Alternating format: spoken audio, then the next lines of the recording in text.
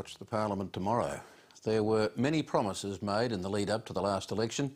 One that didn't get much publicity was an undertaking made by both major parties that the federal government should pay compensation to 4 families who'd lost children to suicide while they served in the Australian Defence Force. In each case, there was strong evidence that suggested the Army had failed in its duty of care to these young men. In each case, the families had experienced significant suffering and hardship. In 2005, the families asked the government to pay them a modest amount to compensate them and help them reorganise their lives. During last year's election campaign, both sides agreed something should be done to help. Yet 2.5 years after the first request was made, nothing has happened. Mark Bannerman reports.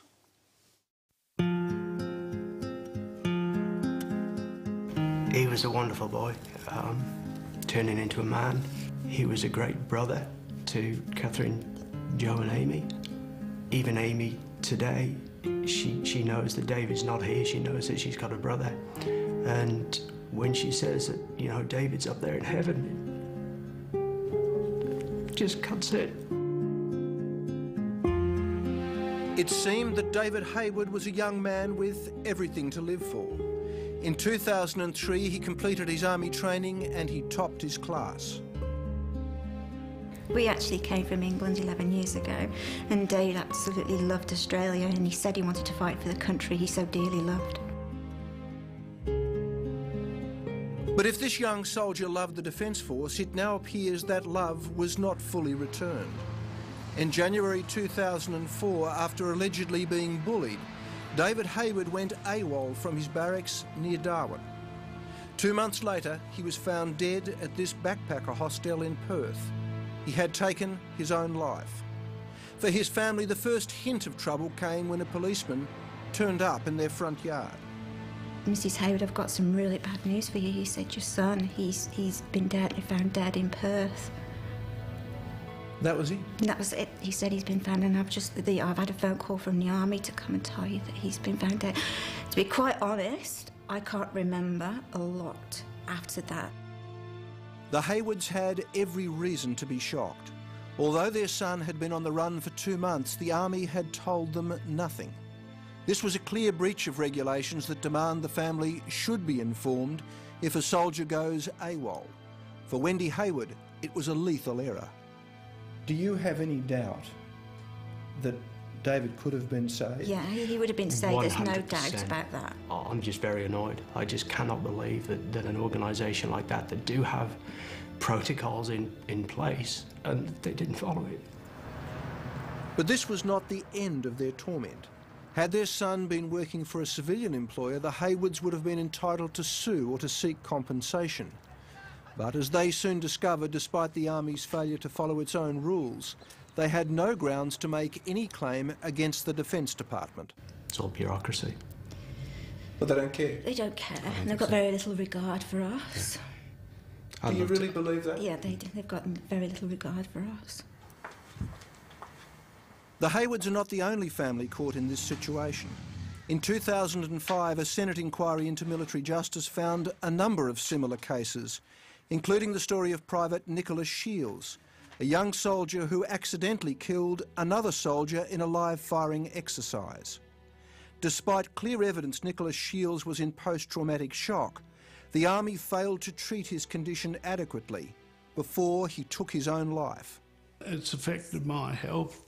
I've recently had a stroke in the past 18 months, which has left me severely disabled.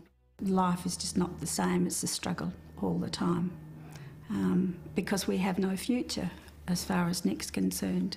That's all gone, and it's really hard to cope at times.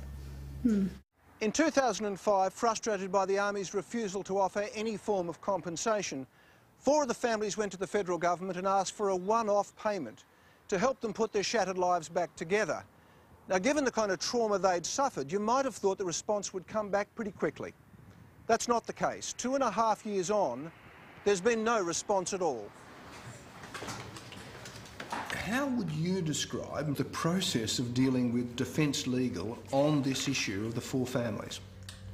extraordinarily frustrating. The delay has just been extraordinary and beyond anything that could be considered reasonable in the normal course of things. Their responses are often not to the point. They're not addressing the questions they're being asked. The closest the families came to getting a solution to their claim came in the lead up to last year's federal election. At that time, Labor's Alan Griffin demanded the Howard government make the payment to the families immediately. The government has been dragging its feet with these claims. It is well known that these payments can be authorised and made very quickly. Under pressure, the then Minister for Defence Personnel, Bruce Bilson, had this to say. We're inclined to make some form of payment, making sure it's paid on a proper basis. When Labor won last year's election, the families thought they had won the settlement they needed. They were wrong. It's now 6 months since Labor took office, and still there's been no public action. It does raise the question of who is actually running the Defence Department. If the then Minister and the now Minister appear to want to resolve this, nothing happens.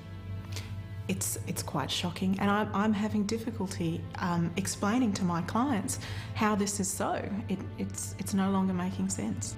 It appears to be that the governments, whatever persuasion, have no say in the running of defence, have no say or little say in the running of defence within this country. If this is true, it's a situation no democratically elected government should tolerate. And for that reason, we asked Defence for an interview to explain why this matter had taken so long to finalise. That interview was declined, and we were told this matter is currently being considered by the federal government. When it comes to rules of engagement, when it comes to the Rome Treaty of the International Criminal Code, when it comes to UN resolutions, our legal representatives in the ADF are in fact the world's best, may I say. But when it comes to one-on-one, straight-out, good old justice inside the ADF, they're probably the worst.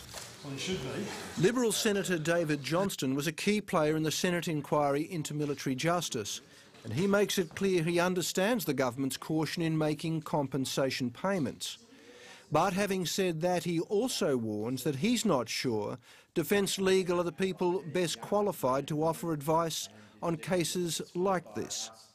They have a culture that seems to want to duck and weave and not provide the level of support and fairness and equity that ordinary citizens in this country have grown to cherish and expect. What can I do for the next 12 months to get ahead?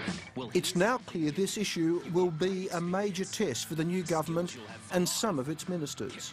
Right now, the Defence Department is spending millions of dollars on a recruitment program that it seems is being totally undermined by the treatment of families like these who've paid the ultimate price. It frightens me for the children that are going into the forces, that if they do have problems, that there's people in there that can help them with that.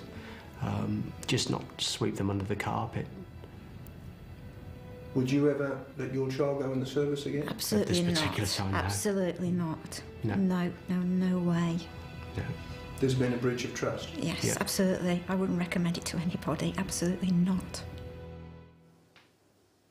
And the Minister for Defence Personnel, Warren Snowden, has also declined to comment while the matter is under consideration by the government. We're not sure how much longer that consideration is going to take. Mark Bannerman with that report.